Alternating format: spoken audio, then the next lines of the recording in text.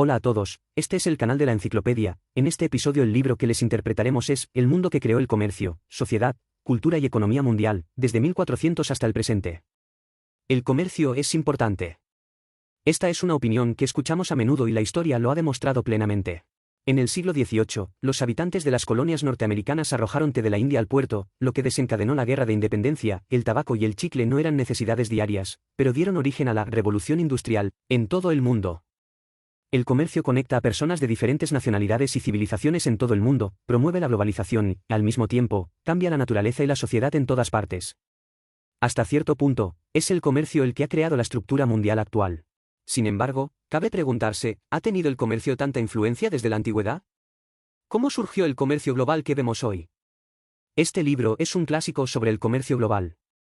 Hay dos autores, uno es el historiador profesor Pomerantz, que propuso la famosa teoría de la gran divergencia y fue presidente de la Asociación Histórica Estadounidense. El otro es un colega de Pomerantz en la Universidad de California y un experto en historia latinoamericana. Bin Topik. Este libro, que reúne los resultados de su investigación, fue bien recibido tras su publicación.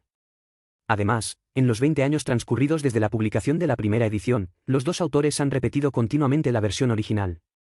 Este libro presenta en detalle el proceso de formación del comercio moderno desde las perspectivas de la formación de mercados, los métodos de transporte, los alimentos adictivos, la violencia, etc. El comercio global es un tema común y la razón por la que este libro se ha convertido en un clásico es porque el autor comprende profundamente que el comercio global es una estructura policéntrica y compleja. Uno de los dos autores de este libro se especializa en la historia de Asia Oriental y el otro se centra en la historia de América Latina.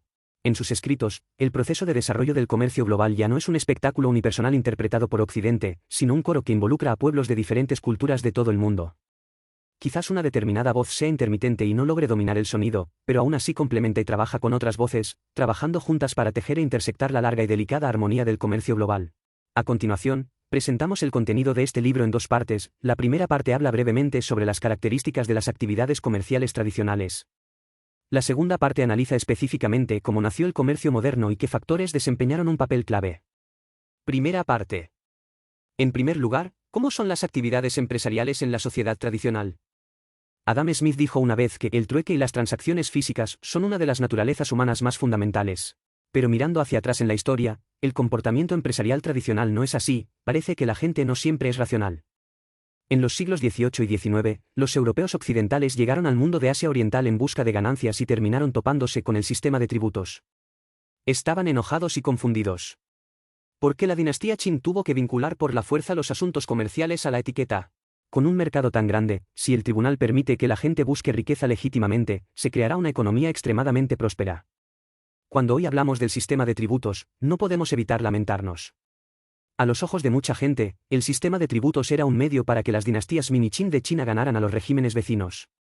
Los regímenes vecinos expresaron su sumisión pagando tributos, y las dinastías mini-Qin intercambiaron estabilidad regional otorgando beneficios más generosos. Sin embargo, todo aquel que tenga buen ojo sabe que las cuentas económicas están saldadas. Pomerantz tenía profundos conocimientos sobre el sistema de tributos en el este de Asia durante la dinastía Qin de China. Cree que la clave de esta peculiar forma de comercio no es la búsqueda de intereses máximos, sino centrarse en la cultura, la política y el estatus. Podemos distinguir claramente entre comercio exterior y comercio interior, pero el pueblo de la dinastía Qin no tenía este concepto. No pensaban que el mundo estaba compuesto por múltiples países independientes entre sí con leyes, costumbres y fronteras claras. Por el contrario, la gente de la dinastía Qin creía que solo había un país verdaderamente civilizado en el mundo, y ese era la dinastía Qin. El pueblo que está gobernado directamente por el propio emperador y los funcionarios civiles y militares que éste nombra y destituye constituye el círculo más íntimo del mundo humano, y el pueblo tiene la obligación de pagar impuestos. El círculo exterior estaba formado por el pueblo gobernado por los jefes y reyezuelos circundantes, que reconocían la posición central de la dinastía Qin, pero conservaban sus propias costumbres y leyes y pagaban tributos con regularidad. Además, la dinastía Qin permitiría a las personas del círculo interno realizar comercio privado con el círculo externo, involucrando todos los productos básicos. Finalmente, fuera del círculo exterior están los bárbaros, que no pueden comunicarse entre sí y no están seguros. Estas personas quedan excluidas del sistema de tributos y pierden la oportunidad de hacer negocios con la dinastía Qin de China. Debido a esto, cuando los empresarios de Europa Occidental llegaron a China deseosos de establecer relaciones comerciales, fueron rechazados decisivamente por la dinastía Qin. Dentro del sistema de comercio tributario, los factores dominantes no eran los intereses económicos sino la cultura, la política y la identidad. Por ejemplo, los países extranjeros debían rendir homenaje a los artículos que no estaban disponibles en la dinastía Qin, especialmente algunas aves y animales raros. El emperador los pondría en su zoológico privado. Esto reflejaba la riqueza del emperador Qin en todo el mundo, y por otro lado, también demostró el poder del país pagador, valiente, fuerte y rendido. Cuando el emperador daba regalos a cambio, elegía clásicos confucianos, instrumentos musicales, telas de seda y billetes emitidos por la dinastía Qin en ese momento. El país tributario puede utilizar estos elementos para recompensar nuevamente a sus súbditos y recordarles que tienen la capacidad de alcanzar el cielo y consolidar su estatus en casa. Además de las interacciones en la corte, había otro aspecto del comercio de tributos, que era el comercio entre la gente de la dinastía Qin y la gente de los alrededores. Pero estos oficios también estuvieron influenciados por la corte imperial. Por ejemplo, la dinastía Qin creía que si Siam, más tarde conocida como Tailandia, transportaba arroz y otros cereales a Guangdong, sería un acto civilizado y sería recompensado; si transportaba bienes de lujo como azúcar y opio, sería criticado. También existe una especie de comercio gris entre las dos partes de la corte y el sector privado. Este tipo de comercio giraba en torno a tributos de los enviados y recompensas del emperador. En pocas palabras, muchos tributos se venderán de forma privada en la capital, por lo que siempre escuchamos que muchas comidas o utensilios populares en realidad tienen orígenes extraordinarios; originalmente eran tributos, pero luego se convirtieron en folk, y así sucesivamente. Por supuesto, los obsequios dados por el emperador también se venderán en el mercado, y en nombre de la familia real, se pueden vender por mucho dinero. De hecho, este tipo de comercio que se basa en la cultura política nacional no solo existía en el este de Asia en el pasado. Ahora dirigimos nuestra mirada al otro lado de la Tierra, a las Américas. Durante mucho tiempo se creyó que las tribus indias del pasado no comerciaban. Los colonos europeos explicaron esto diciendo que los indios eran vagos o que les gustaba ser autosuficientes y no estar interesados en el mundo exterior ni en las mercancías. De hecho, Estados Unidos tenía un comercio muy próspero. En su primer viaje, Colón encontró canoas del interior de América que transportaban mercancías para llevarlas a las tribus vecinas. Estos eran los bienes que Colón esperaba traer a España para venderlos. Aproximadamente equivalente a los indios de Nuevo México hoy en día, traerían turquesa, plata y otras materias primas al sur, que es el México actual, a cambio de algunos productos hechos a mano como cuchillos, peines, mantas y cuencos. A veces, la escala de este tipo de trueque puede abarcar incluso más de 3.000 kilómetros, separados por un vasto mar. La distancia marítima es equivalente a la que hay entre España en el suroeste de Europa y Finlandia en el noreste de Europa. Pero este próspero y gran comercio desapareció pocos años después de la invasión española.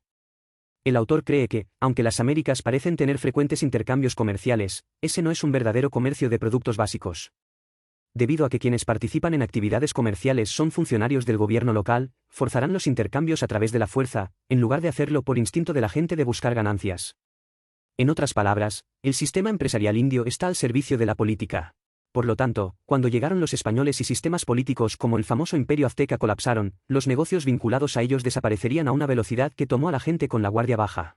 El comercio de tributos y los intercambios comerciales indios en las dinastías Mini-Qin se basaron en la política y la cultura. Entonces, ¿existieron actividades comerciales impulsadas por intereses económicos en la antigüedad? Este tipo de actividades comerciales no son infrecuentes.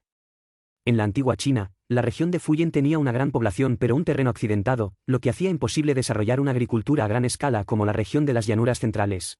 Por lo tanto, Fujian tiene miles de años de tradiciones comerciales, de pesca y de construcción naval. Los habitantes de Fujian han sido durante mucho tiempo líderes en la industria naviera y el comercio en el mar de China meridional. Muchas personas incluso trabajan como recaudadores de impuestos, capitanes de puerto, consultores financieros, etc. en el sudeste asiático después de emigrar al sudeste asiático. Si examina la identidad de estos empresarios, encontrará que a menudo son de la misma ciudad natal y que las empresas que realizan actividades en el extranjero suelen ser empresas familiares. En otras palabras, en el pasado, las interacciones comerciales entre los chinos de Fujian se basaban en lazos de sangre y geografía, compartían un conjunto de costumbres, acentos similares e incluso tenían el parentesco como aval crediticio. Pero esto también resultó en que las actividades comerciales del pueblo de Fujian se limitaran a círculos interpersonales específicos, y el nacimiento del comercio global moderno quedó naturalmente fuera de discusión. En este caso, ¿cómo surgió el comercio internacional moderno, estable y a gran escala? La segunda parte. El autor dedica más de 3/4 partes del libro a presentar en detalle los 4 factores principales que crearon el comercio global moderno. Veamos primero el primer factor, el surgimiento de reglas de mercado modernas. Las actividades económicas son comportamientos sociales que reúnen a personas de diferentes grupos. Hoy en día, podemos tener diferentes costumbres lingüísticas y diferentes antecedentes educativos, pero no tenemos diferencias en el punto de que el objetivo de hacer negocios es ganar dinero. Pero a partir de los casos del comercio de tributos y del comercio indio en las dinastías Mini-Qin, podemos ver que las actividades comerciales tradicionales están profundamente influenciadas por la política y la cultura, y el caso de los comerciantes chinos de ultramar en Fujian muestra que los negocios tradicionales se ven afectados por la sangre y la sangre. Aduanas. Esto ha dado lugar a que el comercio tradicional sea de escala limitada e inestable. Por lo tanto, existe una necesidad urgente de un conjunto de normas de mercado aceptadas globalmente. Sabemos que este conjunto de relaciones fue creado por los países de Europa Occidental. A continuación, tomamos a Gran Bretaña, que estableció el primer imperio verdaderamente mundial, como ejemplo para analizarlo más de cerca. El autor cree que Brasil fue un punto de apoyo clave para que los empresarios británicos expandieran su territorio en el comercio global. Los británicos vendieron granos de café brasileños, caucho, etc. en todo el mundo, consolidando la posición de Gran Bretaña en el comercio mundial. Sin embargo, Brasil era un lugar con muchos problemas pendientes en ese momento. Brasil es un país vasto con plantaciones esparcidas por todo el país. Debido a la falta de infraestructura, como empresario británico, le resulta difícil conocer a los propietarios de plantaciones de café. Debe esperar en el puerto a que los intermediarios locales compren y transborden los productos antes de comprarlos. Al no tener contacto directo con el dueño de la plantación, surgen una serie de problemas. Además de la diferencia de precio que cobran los intermediarios, no se puede garantizar la calidad de la mercancía. Es común que la mercancía esté mezclada con piedras y ramas muertas. Además, el cultivo del café se ve afectado por el año y la producción es alta y baja, pero sus noticias van a la zaga, por lo que solo puede soportar las fluctuaciones de precios. Además, las rutas que conectan Europa y Estados Unidos son inestables y la construcción de puertos está muy atrasada. Lo que es aún más problemático es que no hay bancos en Brasil, por lo que no se pueden obtener préstamos localmente. Las condiciones en Brasil son tan malas. ¿Por qué los británicos quieren hacer negocios aquí? ¿Cómo pueden superar estas dificultades? Aunque la infraestructura de Brasil está atrasada, ha sido operada por los portugueses durante 300 años. Brasil, un país con un vasto territorio y ricos recursos, se ha convertido en una colonia orientada a la exportación. Casi todos los cultivos, como el caucho y los granos de café, se venden en el mercado mundial. Para los británicos, Brasil es una fuente de ingresos. En segundo lugar, como empresario británico, no tiene que preocuparse por no poder ganar dinero en las colonias de otras personas. A principios del siglo XIX, cuando el ejército de Napoleón invadió Portugal, los británicos acudieron al rescate. Para agradecer a Gran Bretaña, el rey de Portugal firmó un tratado con el rey de Inglaterra.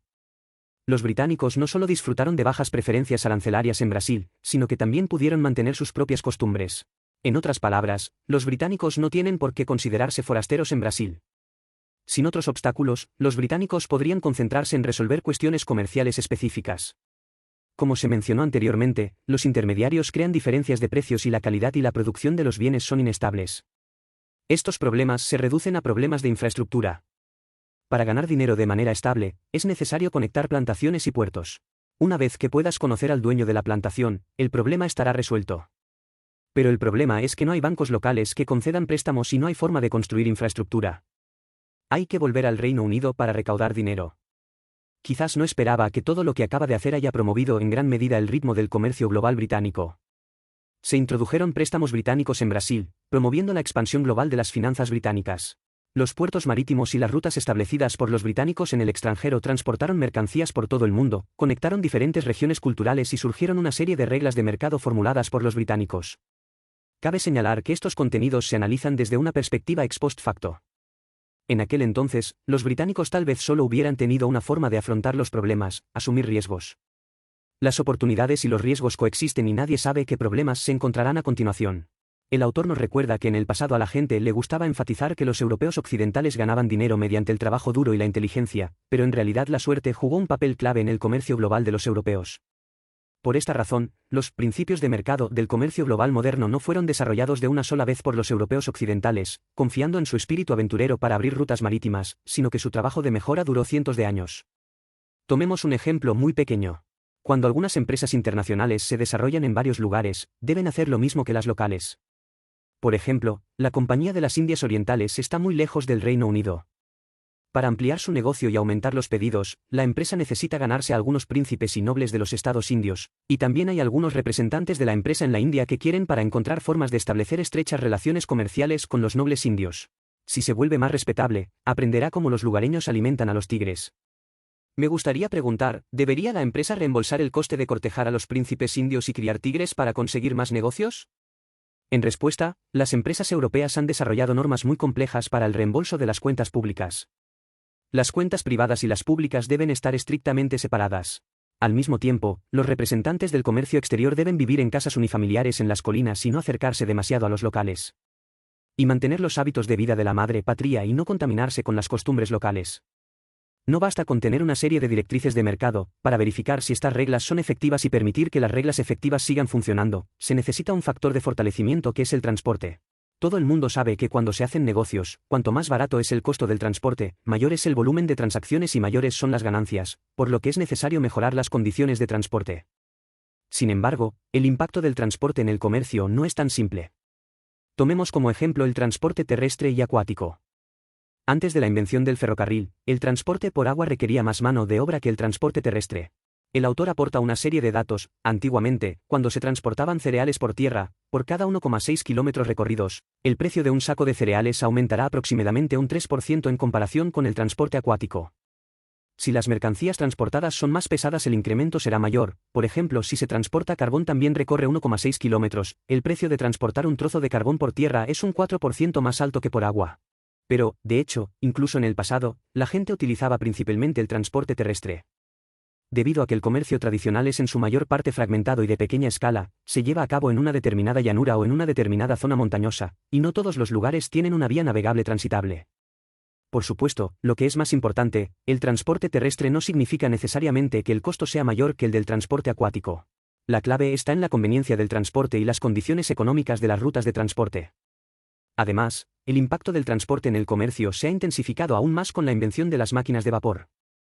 Desde los tiempos modernos, el comercio mundial se ha basado en el comercio a larga distancia. Si un país tiene un buen puerto, puede convertirse en un nodo clave del comercio mundial. Pero esto también lleva a que el comercio local se divida en dos partes. Una es el comercio local, que depende principalmente de rutas terrestres, y la otra es el comercio global, que depende principalmente del transporte marítimo. Por eso, algunas personas dicen que en los tiempos modernos, Shanghái puede estar más cerca de Londres que de Oncean. Debido a las ventajas portuarias de Shanghái, se convirtió temprano en un centro de comercio mundial y participó en la globalización, mientras que Oncean, que está en el interior, se unió al sistema de comercio global mucho más tarde. Se puede ver que la importancia del transporte no solo afecta las ganancias y el volumen del comercio, sino que también modifica el mapa y cambia los sentimientos de la gente sobre la distancia y el tiempo. No solo. En el pasado, prestamos atención al transporte, y es posible que nos hayamos centrado en medios de transporte como los barcos de vapor, pero los barcos van y vienen entre varios puertos. El alma de un puerto es en realidad su almacén. Hay algunos personajes clásicos de la cultura americana, como los leñadores y comerciantes de pieles que viajan por montañas y bosques, los agricultores que cultivan las tierras de cultivo de las grandes llanuras, los soldados que defendieron a Estados Unidos de la división y otro más, el director de almacén. Estados Unidos se desarrolló a partir de las actividades comerciales coloniales de Europa Occidental. En los primeros 200 años de la colonización europea de América del Norte, la velocidad de la colonización no estuvo determinada por la velocidad de los vagones, sino por si los colonos podían transportar mercancías desde el interior de América a Europa a un costo menor. Esto involucra al menos dos aspectos. Uno es el costo de transporte en el Océano Atlántico y el otro es el costo de transporte desde el interior de América del Norte hasta el puerto. La única forma de reducir los costos de envío es utilizar barcos grandes y rápidos y elegir rutas seguras. ¿Cómo se pueden reducir los costos de transporte en el interior de América del Norte? No se puede subestimar la importancia de los almacenes. Los comerciantes involucrados en el comercio atlántico firmarían contratos con agentes en toda América del Norte, y los agentes comprarían productos agrícolas por adelantado. En ese momento, las áreas productoras de productos agrícolas en América del Norte eran relativamente únicas, por lo que todo lo que los agentes tenían que hacer era apilar cuidadosamente los productos y esperar a que los comerciantes los recogieran. Por lo tanto, cuando los agentes planifican puertos, se centran en dónde y cómo construir almacenes, para acortar el tiempo de atraque de los barcos y aumentar al máximo la velocidad de transferencia de carga. Gracias a una serie de puertos con configuraciones de almacenamiento razonables, el comercio interior de América del Norte y el comercio marítimo europeo se desarrollaron rápidamente. Acabamos de mencionar el desarrollo y la mejora de los estándares del mercado moderno y el impacto de las máquinas de vapor y los almacenes en el transporte. Sin embargo, el comercio a escala global todavía no puede existir de manera estable. Hacer grandes negocios es como cantar una ópera. Si quieres que un drama sea popular, no basta con montar un escenario y publicar avances y anuncios en todo el mundo. Si quieres retener a la audiencia, debes tener pocas obras buenas que se representan con frecuencia. Esto nos lleva al tercer factor importante que promueve el desarrollo del comercio moderno, los productos básicos populares. El autor utiliza dos capítulos para presentar dos categorías de productos básicos. La primera categoría son los alimentos adictivos, como el café, el tabaco, el té, etc. La otra categoría son los productos especiales de alto valor, incluida la producción de caucho y ropa, que son inseparables de la industria química, tintes inseparables, incluso excrementos de pájaros que alguna vez convirtieron la piedra en oro. A lo que vale la pena prestar atención en este libro son a los muchos secretos ocultos detrás de estos productos. Bienes de consumo extremadamente populares y de alto valor, como el café, el azúcar y el té, han traído un exceso de ingresos fiscales a los países de Europa Occidental en los tiempos modernos, aumentando considerablemente su poder nacional. Pero creemos que la recaudación de impuestos tiene un límite. Una vez que los impuestos son demasiado elevados y las ganancias demasiado pequeñas, nadie hará negocios. Si las tasas impositivas alcanzan un cierto pico, ¿podrán los países de Europa Occidental ganar dinero con estos productos? El libro menciona que en el siglo XIX, el gobierno británico adoptó un enfoque diferente y comenzó a imponer un impuesto al pecado. En otras palabras, el gobierno originalmente cobraba impuestos a los comerciantes dedicados al negocio del café, el tabaco y las bebidas espirituosas, pero ahora también ha comenzado a cobrar impuestos a los consumidores. Debido a que algunas personas desarrollan el hábito de beber café y fumar, pueden aportar un flujo constante de ingresos fiscales al gobierno. Aunque el gobierno luego bajó la tasa impositiva bajo presión, los ingresos continuaron. De 1800 a 1900, el impuesto sobre las bebidas espirituosas representó el 40% de los ingresos del gobierno británico. De 1865 a 1915, el impuesto sobre las bebidas espirituosas representó entre el 15% y el 25% de los ingresos del gobierno holandés. Verá, los beneficios que aportan estos productos populares son continuos. Sin ellos, el comercio moderno puede haberse desarrollado, pero no sería tan próspero. Sin embargo, el autor también enfatiza que el impacto negativo inicial de la popularidad de estos populares productos está mucho más allá de nuestra imaginación.